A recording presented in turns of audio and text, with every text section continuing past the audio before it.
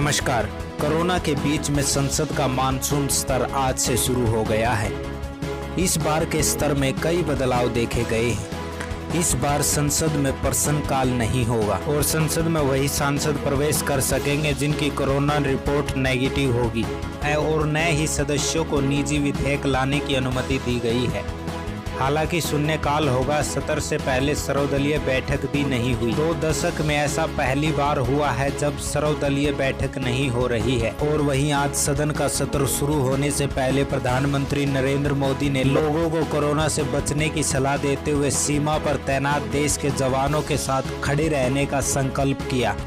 प्रधानमंत्री नरेंद्र मोदी को पता था कि विपक्ष चीन के मुद्दे पर सरकार को घेरने की कोशिश करेगा।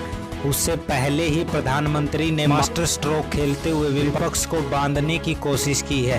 प्रधानमंत्री नरेंद्र मोदी ने सत्र के शुरू होने से पहले ही पूरे सदन से देश के वीर जवानों के साथ खड़े होने की अपील की है। पूरे सदन को एक स्वर एक भाव के साथ जवानों के साथ डटे रहने की भी अपील की।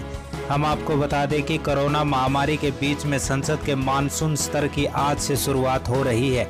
इसी दौरान राज्यसभा और लोकसभा की जो कार्रवाइयां हैं वो अलग अलग समय पर होगी। आगे प्रधानमंत्री ने कहा कि इस सदन की विशेष जिम्मेदारी बनती है। आज हमारी सेना के जो वीर जवान सीमा पर डटे हुए हैं, जो हिम्मत के साथ, जज्बे के साथ और बुलंद हौसलों के साथ दुर्गम पहाड़ियों में खड़े हुए हैं, उन सब के साथ और उन सब के हौसले को बढ़ाने के लिए आज पूरे सदन को एक स्वर में एक भाव से खड़े रहने की जरूरत है।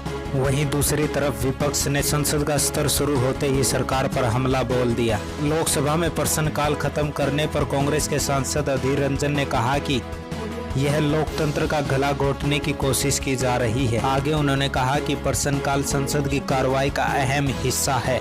वहीं AIMIM के सांसद असदुद्दीन ओवैसी ने सरकार पर हमला बोलते हुए कहा कि सरकार ने हमारे सवाल पूछने का अधिकार छीन लिया है। वहीं दूसरी तरफ रक्षा मंत्री राजनाथ सिंह ने प्रश्नकाल के मुद्दे पर सरकार का बचाव किया है और कहा है कि असाधारण परिस्थितियों में संसद की कार्रवाई हमको करनी पड़ रही है। और आगे उन्होंने कहा कि समय की कमी के कारण हमने प्रश्नकाल को समाप्त करना पड़ा।